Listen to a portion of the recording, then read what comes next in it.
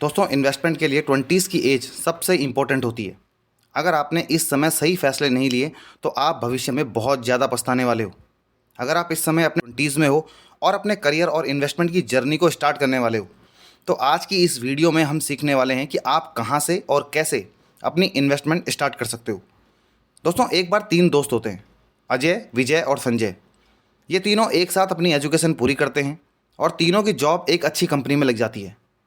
अजय को जब महीने के आखिर में सैलरी मिलती है तो वो अपनी लाइफ को बहुत अच्छे से एंजॉय करता है। महंगे कपड़े, महंगी घड़ी, महंगी गाड़ी, महंगा डिनर और महंगी वैकेशन, ये सब उसकी लाइफ का पार्ट हो जाती है। महीने की पूरी सैलरी वो इन पर खर्च कर देता था क्योंकि उसका मानना था कि आज अपनी लाइफ को खूब इंजॉय करना चाहिए। अब बात करते हैं दूसरे दोस्त विजय की। विजय अक्सर दूसरे लोगों को देखकर परेशान हो जाया करता था।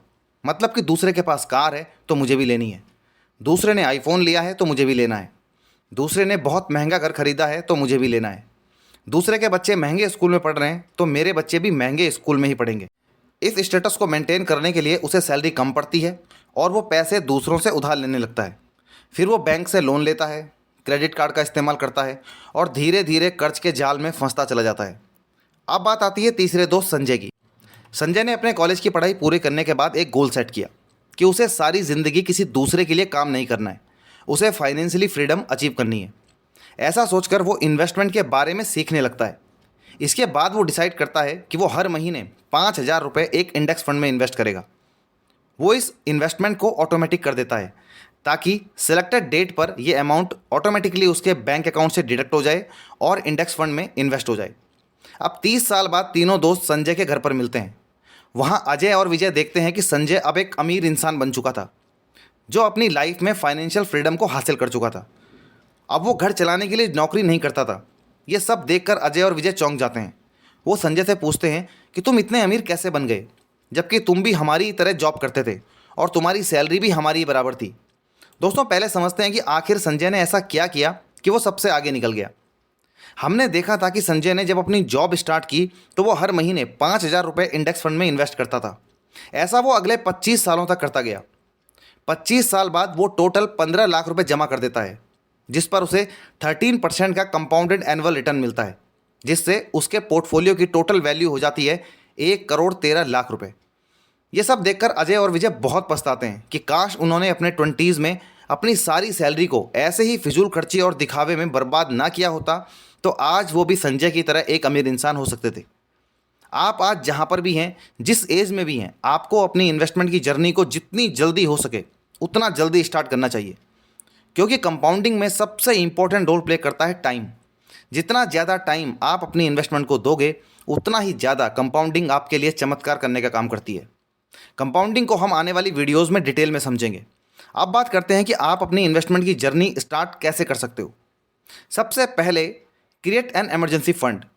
दोस्तों, हमने देखा है कि ज़िंदगी में काफ़ी बार ऐसी सिचुएशन आ जाती है जब कुछ समय के लिए आपकी इनकम रुक जाती है। जैसे आपकी जॉब चली जाए, कोई रिसेशन आ जाए, आप बीमार हो जाएं और जॉब ना कर पाएं। हमने कोविड में देखा कि कैसे कुछ महीनों तक किसी इंसान की इनकम बंद हो गई थी। बहुत से लोगों को अपनी रोजी रोटी के लिए, मेडिकल एक्सपेंसेस के लिए बहुत ज़्यादा परेशानी का सामना करना पड़ा। ऐसी सिचुएशन आपके साथ ना आए, इसके लिए आपको एक इमरजेंसी फंड बनाना बहुत ज़रूरी है।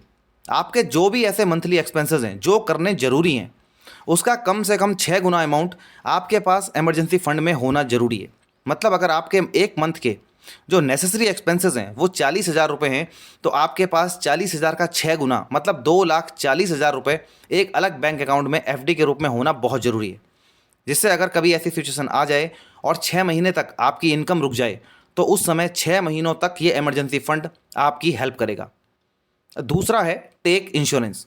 जब इंश्योरेंस की बात आती है तो बहुत से लोग इसे फालतू खर्चा बताते हैं, लेकिन आपको ये पता होना चाहिए कि आपकी इन्वेस्टमेंट की जर्नी में इन्वेस्टमेंट से पहले इंश्योरेंस करवाना बहुत ज़रूरी है। जब इंश्योरेंस की बात आती है तो आपको ज़्यादा उलझी हुई चीज़ों में इन्वेस्ट नहीं करना चाहिए। आपको सिर्फ 2 प्रकार के इंश्योरेंस की ज़रूरत है, एक हेल्थ इंश्योरेंस और दूसरा लाइफ इंश्योरेंस, या फिर जिसे हम टर्म प्लान। आपके जीवन में मेडिकल की इमरजेंसी कब आ जाए ये कोई नहीं जानता। अगर आपके परिवार में कभी कोई मेडिकल इमरजेंसी आ गई और हॉस्पिटलाइजेशन की नौबत आ गई तो आपकी सारी सेविंग्स गायब हो जाएंगी और हो सकता है कि आपको कर्ज भी लेना पड़ जाए। ऐसा आपके साथ ना हो, इसलिए हेल्थ इंश्योरेंस आपको ज़रूर लेना चाहिए। ये आपकी और आपके परिवार की मेडिकल सुरक्षा के लिए बहुत ज़रूरी है। अब बारी आती है दूसरे इंश्योरेंस की, जो है टर्म प्लान। अगर आप अपनी फैमिली में अर्निंग पर्सन हैं और आपके ऊपर परिवार की रिस्पॉन्सिबिलिटी है, तो आपको टर्म प्लान लेना बहुत ज़्यादा ज़रूरी है। क्योंकि ईश्वर न करे अगर कभी आपको कुछ हो गया तो आपके परिवार का क्या होगा, बच्चों की पढ़ाई का क्या होगा, उनकी रोज़मर्रा की ज़रूरतें कैसे पूरी होंगी। इसलिए आपको उनकी फाइनेंशियल सिक्योरिटी के लिए टर्म प्लान लेना बहुत ज़रूरी है। अभी आपकी एज 20s में है, इसलिए लगभग 500 रुपये हर महीने देने से आपको 1 करोड़ रुपए तक का टर्म प्लान मिल सकता है। यदि फैमिली के अर्निंग मेंबर को कुछ हो जाता है तो उसकी फैमिली को टर्म इंश्योरेंस की अमाउंट मिल जाती है, जिससे उन्हें परेशानी का सामना नहीं करना पड़ता है। तीसरा पॉइंट है मेक योर बजट। दोस्तों, अब बारी आती है अपना मंथली बजट बनाने की। आपको ये पता होना चाहिए कि आपका कितना पैसा कहाँ जा रहा है। जब हम अपनी 20s में होते हैं तो हम बहुत सारा पैसा फिजूल खर्ची में उड़ा देते हैं। जिन चीज़ों की हमें ज़रूरत भी नहीं होती है हम उन्हें भी खरीद लेते हैं। आपको अपनी इनकम का पूरा हिसाब किताब रखना होगा। इसे आप इस तरह से कर सकते हैं। एक कॉलम में अपनी टोटल इनकम लिखें, जैसे सैलरी, अगर आप कोई पार्ट टाइम काम करते हैं तो उसकी इनकम भी इसमें लिखें। और दूसरे कॉलम में अपने सारे खर्चे लिखें जो आपको करने हैं, जैसे rent, grocery, bill, recharge, insurance का प्रीमियम, पेट्रोल का खर्चा और दूसरे खर्चे। अब आपको ये देखना है कि आप कहाँ पर कितना खर्च कर रहे हो। आपको अपने खर्चों पर कंट्रोल करने की ज़रूरत है और ज़्यादा से ज़्यादा पैसा सेव करने की ज़रूरत है। फोर्थ पॉइंट आता है कि स्टे अवे फ्रॉम डेट। दोस्तों, हम अक्सर अपनी 20s में दूसरों को दिखाने के चक्कर में काफ़ी खर्चा कर देते हैं। कभी कभी तो हमें इसके लिए क्रेडिट कार्ड या लोन का सहारा लेना पड़ता है। आप जानते हैं कि आप आईफोन को अफोर्ड नहीं कर सकते हो, लेकिन क्रेडिट कार्ड पर ईएमआई लेकर आप कर्ज के नीचे दब जाते हो। दूसरे को दिखाने के चक्कर में कार भी हम लोन पर ले लेते हैं, और तो और घर के दूसरे सामानों के लिए भी हम ईएमआई पर सामान ले लेते हैं। दोस्तों, आपको इस डेट ट्रैप से बचने की ज़रूरत है। जितना हो सके लोन या क्रेडिट कार्ड से दूर रहें। कोई सामान तभी खरीदें जब आपको उसकी हकीकत में ज़रूरत हो और आप उसको अफोर्ड कर सकते हो। कर्ज से दूर रहो, क्योंकि कर्ज आपको कभी भी अमीर नहीं बनने देगा। पांचवा पॉइंट है लर्न सेविंग एंड इन्वेस्टमेंट। दोस्तों, अब आपको सेविंग और इन्वेस्टमेंट को सीखने की ज़रूरत है। आपको अपनी इनकम का मिनिमम 20% तो सेव करना बहुत ज़रूरी है। आप चाहें तो इससे ज़्यादा भी सेव कर सकते हैं। इस 20% को आपको ऐसी जगह इन्वेस्ट करना होगा जहां आपको महंगाई दर से ज़्यादा ब्याज मिल सके।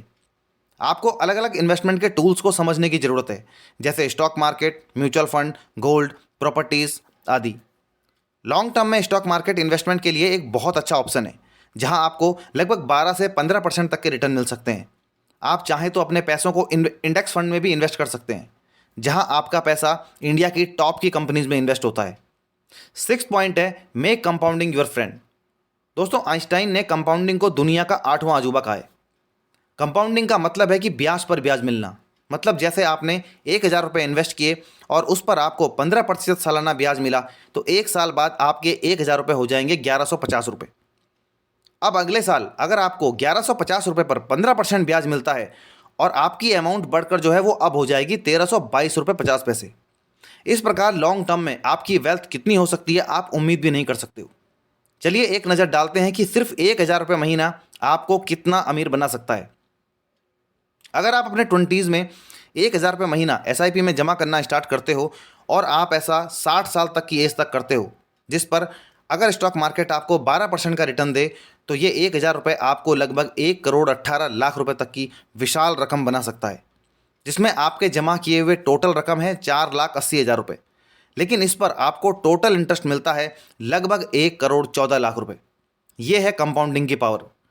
कंपाउंडिंग इस बात पर तय नहीं होती कि आप कितना जमा करते हो, बल्कि इस बात पर तय होती है कि आप अपनी इन्वेस्टमेंट को कितना टाइम देते हो।